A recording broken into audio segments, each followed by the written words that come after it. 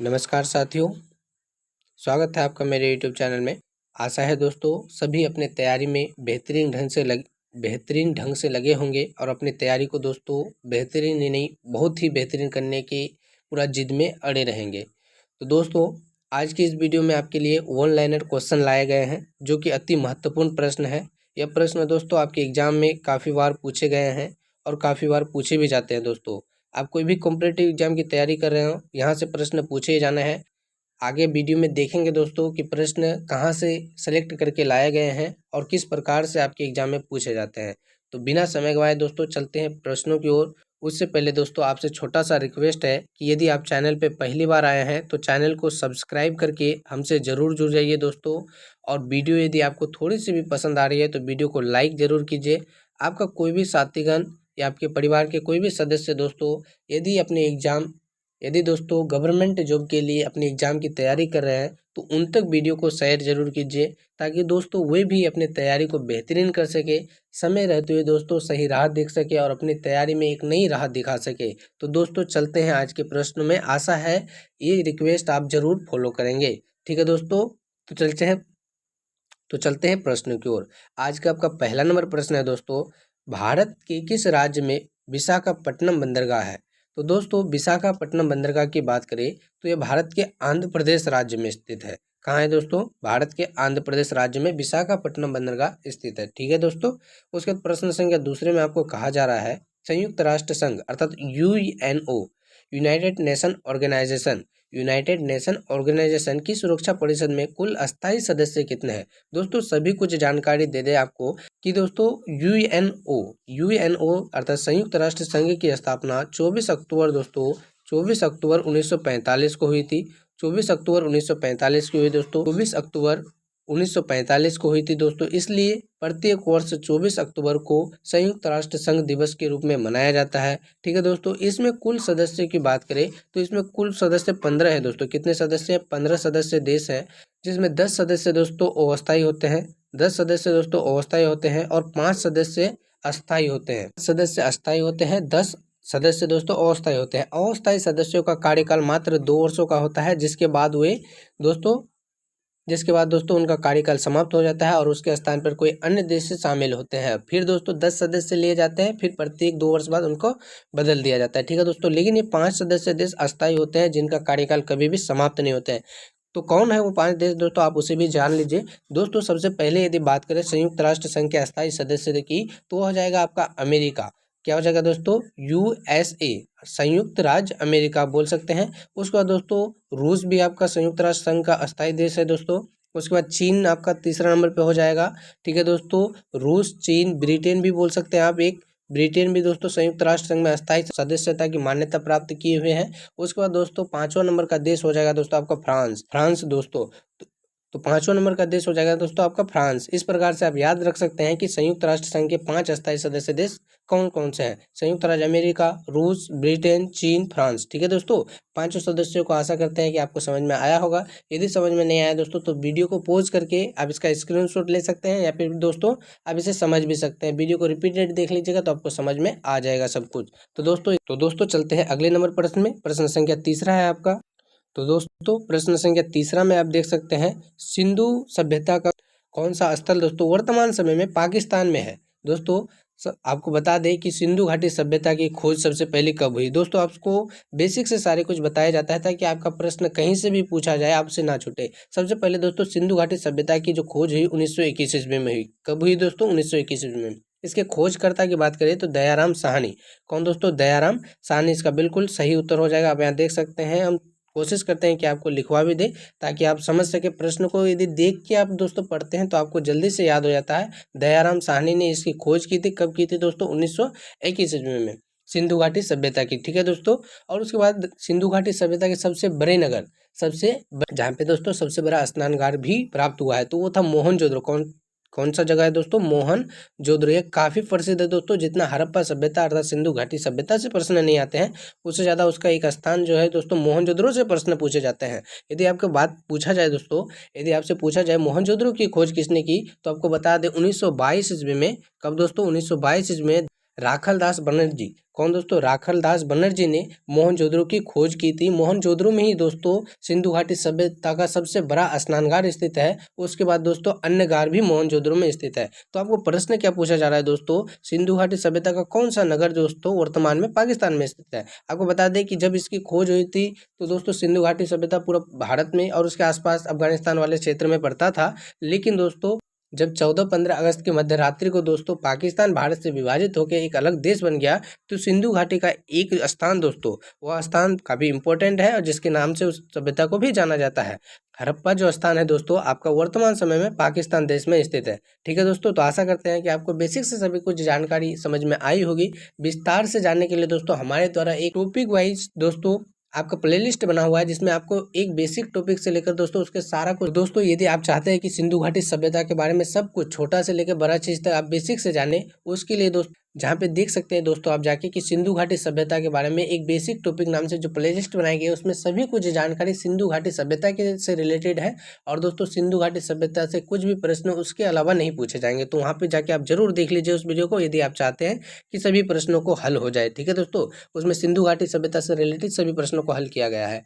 उसके बाद दोस्तों चलते हैं अगले नंबर प्रश्न में। प्रश्न संख्या चौथा है आपका शाहनामा। शाहनामा जो कि एक पुस्तक है दोस्तों, किसकी कृति है, किसकी रचना है, अर्थात इसके लेखक कौन है दोस्तों आपसे पूछा जा रहा है। तो फिरदौसी इसका बिल्कुल सही उत्तर हो जाएगा दोस्तों। हिस्ट्री का यह प्रश्न काफी बार पूछा जाता है दोस्तों आपके एग्जाम में। शाहनामा के लेखक फिरदौसी है। उसके बाद प्रश्न संख्या 5 है आपका। प्रश्न संख्या 5 में देख सकते हैं दोस्तों, दीन ए इलाही, दीन ए इलाही की स्थापना किसने की थी? तो दोस्तों अकबर, महान शासक जो हुए अकबर, दीन ए इलाही धर्म की स्थापना की थी। कब की थी दोस्तों? तो आपको बता दें 1582 ईस्वी। 1582 ईस्वी में महान शासक दोस्तों, मुगल साम्राज्य के महान शासक अकबर ने दोस्तों दीन ए इलाही धर्म की स्थापना की थी, या यूं कहें कि शुरुआत की थी। दोस्तों आपको बता दें अकबर का जन्म दोस्तों 1542 ईस्वी में हुआ था। 1542 ईस्वी में हुआ था दोस्तों। इसके पिता का नाम हुमायूं था। अकबर ने दोस्तों अपने शासन काल में दोस्तों काफी प्रसिद्धि प्राप्त की। उसने बहुत सारे अच्छे काम भी किए थे दोस्तों, और कुछ कुछ बुरे काम भी किए थे। अकबर दोस्तों एक प्रसिद्ध शासक हुआ। उसके अलावा दोस्तों आपको बता दें कि जो हल्दी घाटी का युद्ध हुआ था दोस्तों, हल्दी घाटी का युद्ध आपका अकबर के शासनकाल में ही दोस्तों महाराणा प्रताप और अकबर के मध्य हुआ था। कब हुआ था दोस्तों? 1576 ईस्वी में यह घटना घटी थी। हल्दी घाटी का युद्ध, आप इसे याद रखेंगे। ठीक है दोस्तों, तो अकबर के बारे में इतना कुछ आपने जाना। उसके बाद चलते हैं अगले नंबर प्रश्न में। आपका अगला नंबर प्रश्न है प्रश्न संख्या 6, किस धर्म के लोग बैसाखी त्योहार मनाते हैं? तो दोस्तों आपको बता दें सिख धर्म के लोग इसका बिल्कुल सही उत्तर हो जाएगा।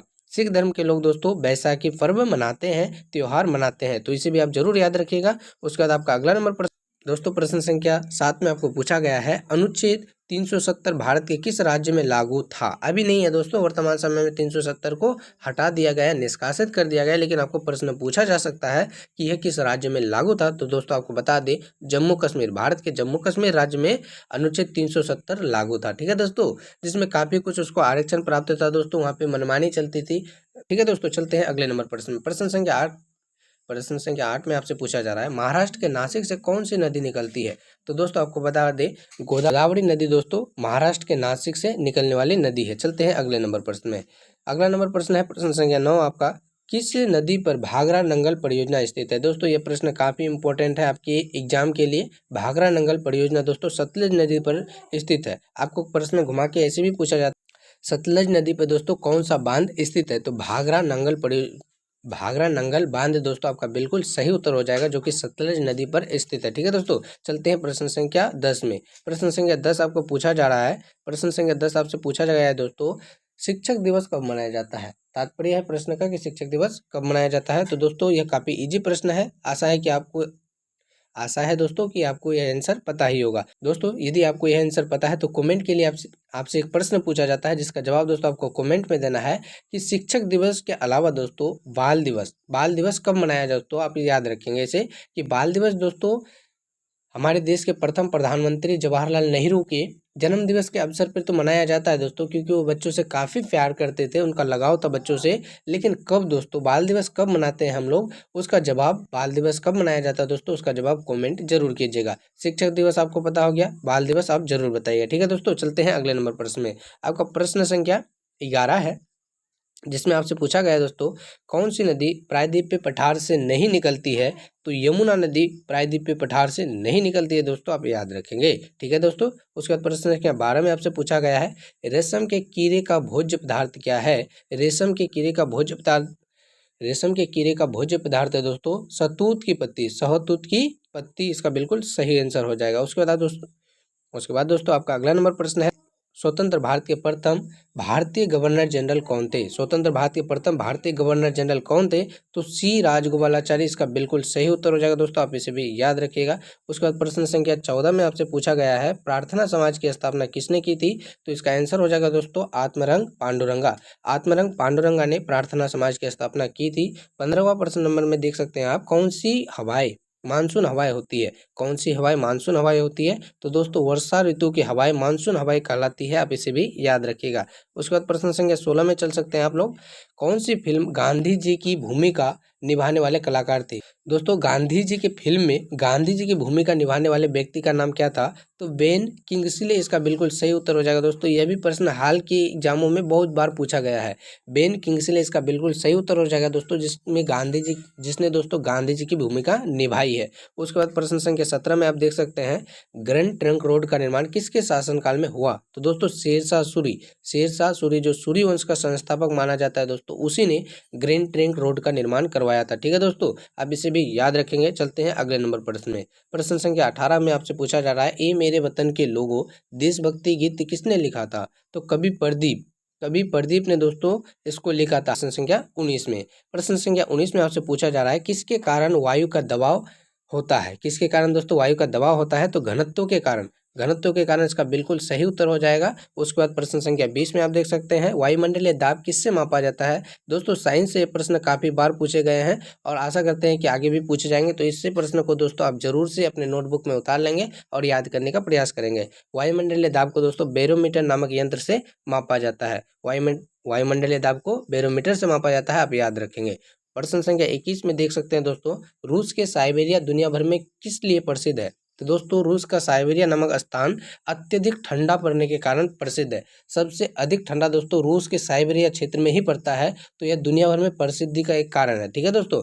उसके बाद प्रश्न संख्या 22 में आपसे पूछा जा रहा है, कब खरीफ की फसल काटी जाती है? खरीफ की फसल काटी कब जाती है दोस्तों? तो इसका आंसर हो जाएगा, नवंबर से प्रारंभ होता है खरीफ का फसल काटना और दोस्तों दिसंबर तक लगभग इसका कार्य चलता है, इसके कटान का। ठीक है दोस्तों। उसके बाद इसका भंडारण होता है, फिर आगे का प्रोसेस होता है दोस्तों। प्रश्न संख्या 23 आपसे पूछा जा रहा है, कहाँ कोयना बांध स्थित है? तो दोस्तों भारत के महाराष्ट्र राज्य में कोयना बांध स्थित है। ठीक है दोस्तों, तो इसे भी आप याद रखेंगे। उसके बाद प्रश्न संख्या 24 है, जो कि आपका सेकंड लास्ट नंबर प्रश्न है। प्रश्न संख्या 24 देख सकते हैं आप।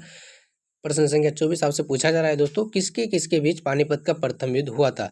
तो दोस्तों आपको बता दें, पानीपत का प्रथम युद्ध सबसे पहले हुआ कब था? आपको बता दें दोस्तों, 1526 ईस्वी में बाबर और इब्राहिम लोदी वंश का अंतिम शासक इब्राहिम और मुगल वंश का संस्थापक दोस्तों बाबर के द्वारा पानीपत का प्रथम युद्ध 1526 ईस्वी में हुआ था, जिसमें दोस्तों बाबर की विजय हुई थी और लोदी वंश के अंतिम शासक इब्राहिम लोदी की पराजय हुई थी। ठीक है दोस्तों, तो इसका आंसर हो जाएगा बाबर और इब्राहिम लोदी कब हुई थी दोस्तों? 1526 ईस्वी में हुई थी। जिसके बाद दोस्तों भारत में मुगल वंश की स्थापना हुई। मुगल वंश के संस्थापक कौन हुए दोस्तों? बाबर। चलते हैं अगले नंबर प्रश्न में दोस्तों। प्रश्न संख्या 25 आज का अंतिम नंबर प्रश्न है, जिसे आप लोग देख सकते हैं दोस्तों। प्रश्न संख्या 25 को देखने से पहले यदि आपने अभी तक वीडियो को लाइक नहीं किया है और चैनल पर पहले आके सब्सक्राइब नहीं किए हैं, तो चैनल को सब्सक्राइब कर हमसे जरूर जुड़ जाइए। वीडियो पसंद आई तो इसे भी लाइक जरूर कीजिए और सारा कुछ PDF पाने के लिए दोस्तों डिस्क्रिप्शन में लिंक दिया गया है टेलीग्राम का, जिससे जुड़ के आप सारा कुछ PDF पास। तो देख सकते हैं दोस्तों, प्रश्न संख्या 25 में आपसे पूछा जा रहा है, काफी इंपोर्टेंट प्रश्न है, भारतीय राष्ट्रीय कांग्रेस के संस्थापक कौन थे? तो